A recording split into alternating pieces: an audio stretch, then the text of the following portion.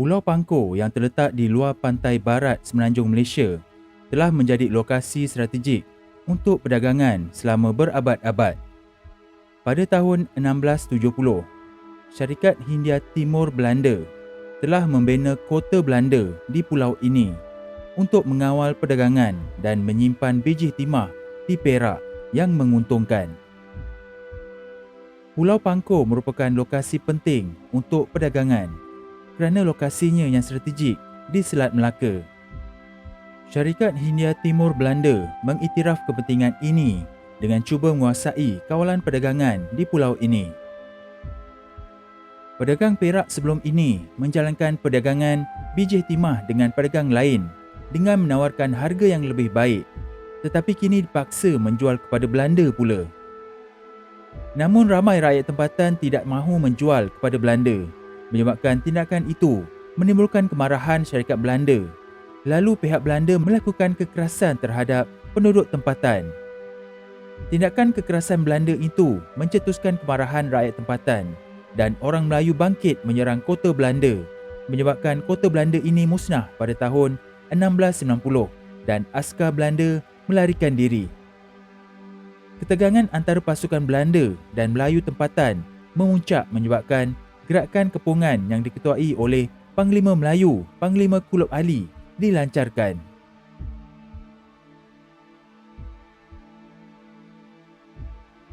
Belanda mengawal perdagangan biji timah yang merupakan komoditi yang berharga pada masa itu. Namun kehadiran Belanda tidak disambut baik oleh orang Melayu tempatan yang telah lama mendiami pulau ini. Ketegangan antara tentera Belanda dan Melayu semakin memuncak dan berlaku pertempuran antara kedua-dua pihak. Pengepungan Pulau Pangkor diketuai oleh Panglima Melayu, Panglima Kulub Ali dan pasukannya merancang dan bersiap sedia untuk menyerang pasukan Belanda. Mereka menggunakan taktik gerila seperti serangan mengejut dan serang hendap untuk menangkap pasukan Belanda yang tidak berjaga-jaga. Pasukan Melayu juga mempunyai kelebihan kerana lebih mengenali rupa bumi, membolehkan mereka bergerak dengan cepat dan mudah melalui hutan tebal di pulau itu. Pertempuran sengit oleh kedua-dua pihak telah mengakibatkan kecederaan yang besar. Walau bagaimanapun, tentera Melayu akhirnya dapat menguasai dan memaksa Belanda menyerah. Pengepungan Pulau Pangkor memberi impak yang besar kepada wilayah tersebut. Belanda terpaksa melepaskan kawalan ke atas pulau itu dan kehadiran mereka di wilayah itu menjadi lemah dengan ketara. Pasukan Melayu pula memperolehi kemenangan besar yang meningkatkan semangat mereka dan mengukuhkan kedudukan mereka di rantau ini.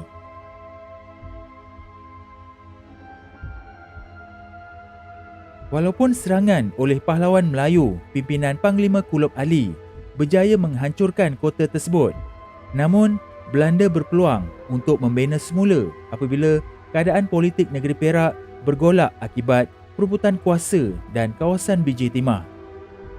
Pada tahun 1749, kota Belanda di Pulau Pangkor telah dibina semula di bawah kuasa negeri Perak. Orang Belanda berjaya mendapatkan monopoli perdagangan biji timah. Kota Belanda telah didirikan di Pulau Pangkor untuk menjaga kepentingan dan keselamatan orang Belanda serta hasil biji timah. Selepas tahun 1779, kota Belanda tidak digunakan lagi kerana Belanda menumpukan kepada perdagangan rempah di Maluku, Indonesia. Belanda juga berhadapan dengan Perang Napoleon di Eropah. Pada 1824, Belanda dan Inggeris secara rasmi membahagikan wilayah penguasaan masing-masing di Nusantara menerusi Perjanjian Inggeris-Belanda 1824. Sungguh pun begitu, pengepungan Pulau Pangkor kekal sebagai peristiwa penting dalam sejarah rantau ini, menonjolkan ketegangan antara kuasa penjajah dan kuasa tempatan dan kesan taktik gerila dalam peperangan.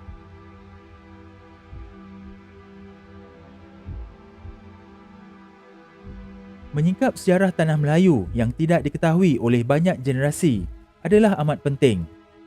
Kekurangan ilmu ini bukan disebabkan oleh kemalasan atau kekurangan pendidikan, Sebaliknya, peninggalan yang disengajakan oleh generasi terdahulu. Peninggalan ini dipercayai bertujuan untuk menjaga kebanggaan bangsa lain sambil menegaskan penguasaan orang Melayu di tanah air sendiri. Menceritakan sejarah sebenar terbukti sebagai satu tugas yang mencabar kerana ia merangkumi kejayaan dan kesusahan yang ditanggung oleh nenek moyang kita. Namun, kebenaran inilah yang membentuk jati diri generasi kini.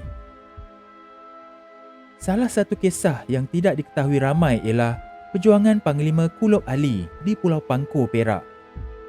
Makam pahlawan ini yang dipercayai turut menentang kedatangan Belanda ke pulau itu terbiar dan tidak terjaga di kampung Teluk Gedong. Makam itu hanya berjarak 100 meter dari kota Belanda dan turut menempatkan 5 lagi kubur yang tidak diketahui pemiliknya. Menurut cerita yang diturunkan oleh orang tua di kawasan itu, Panglima Kulob Ali merupakan seorang ketua masyarakat dan memiliki pengaruh yang kuat di rantau ini. Walaupun kekurangan rekod bertulis tentang sejarahnya, fakta bahawa terdapat makamnya yang diabadikan di sini menunjukkan bahawa beliau adalah seorang tokoh penting dan nama besar dalam sejarah rantau ini. Ini menunjukkan bahawa beliau seorang ketua dan juga seorang komander tentera. Gelaran Panglima ini mungkin memberi sedikit gambaran tentang peranan Panglima Kulob Ali dalam masyarakat dan kawasannya. Dia kata kat belakang rumah hijau. InsyaAllah jumpa. Bismillah. Lalu je dik, lalu je dik, lalu. Mana yang lalu, mama lalu, adik lalu. Ada orang.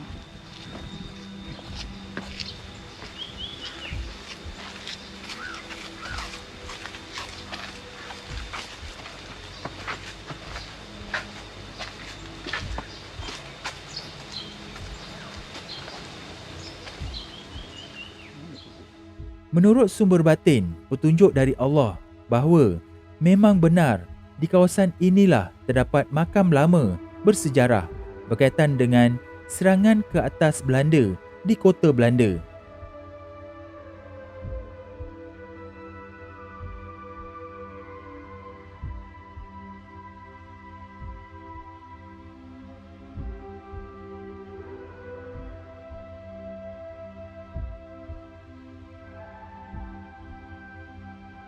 Saya menyusuri denai kecil ini dan menemui makam lama dalam kawasan yang berpagar batu.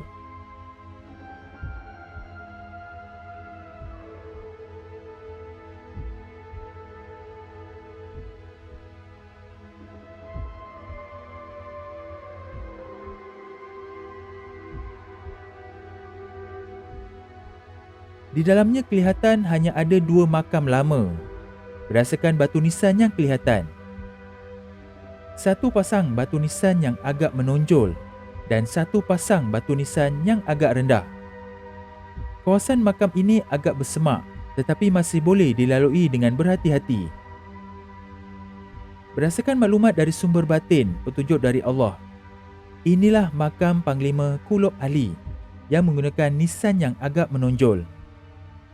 Dalam pagar batu ini dipercayai ada 2 makam sahaja, iaitu makam beliau dan adik beliau iaitu Panglima Kulob Ahmad yang nisannya agak rendah di sebelahnya. 3 makam yang lain dipercayai berada di luar pagar batu ini atau di sekitar berdekatan makam Panglima Kulob Ali ini. Mungkin batu nisannya sudah tidak kelihatan lagi atau tertutup dengan semak dan rumput sehingga tidak kelihatan. Hubungan mereka dengan Panglima Kulob Ali, mereka adalah pengikut atau orang kuat Panglima Kulob Ali.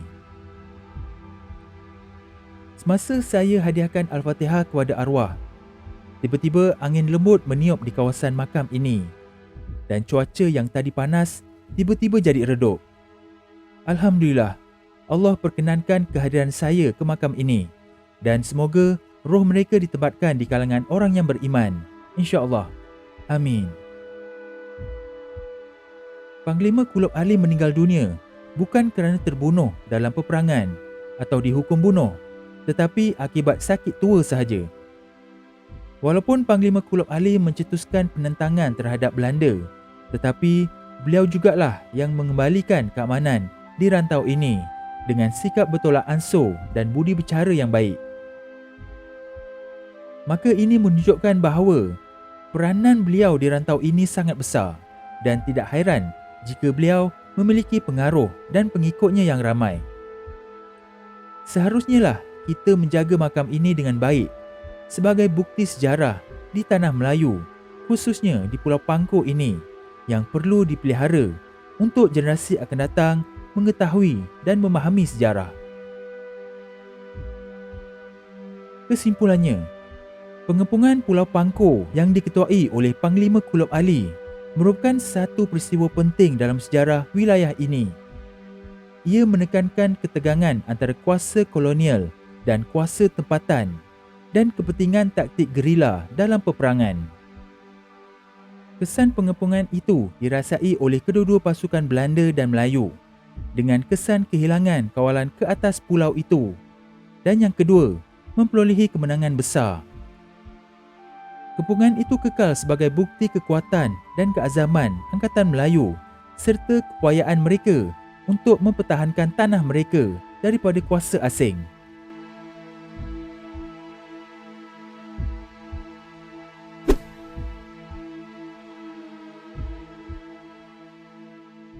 Jom sertai ahli channel Studio NS Production dalam rancangan eksplorasi misteri mistik ini dengan klik butang join di bawah video ini atau klik link pada bahagian description. Ada 4 pakej yang disediakan. Penerangan lebih lanjut akan diterangkan apabila anda klik butang join sekarang. Sokongan anda sangat membantu channel ini.